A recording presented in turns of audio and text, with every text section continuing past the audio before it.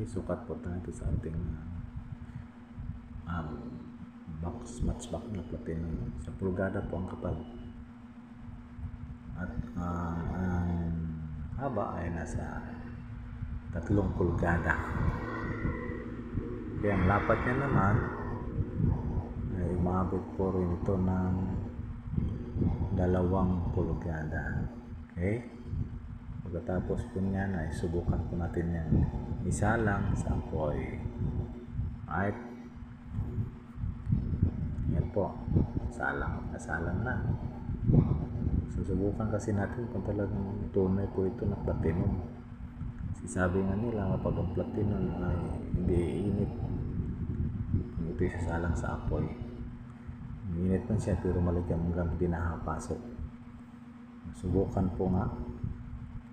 Ayan po. Okay, hinahawakan na po natin. Ay wala talagang init. Hindi nakapasok. Sadyang mainit siya pero hindi talaga nakapasok. Yan. Tunay talaga na platinum. Kasi yan po ang ginagamit nila sa raw material sa tambutso. Aeroplano.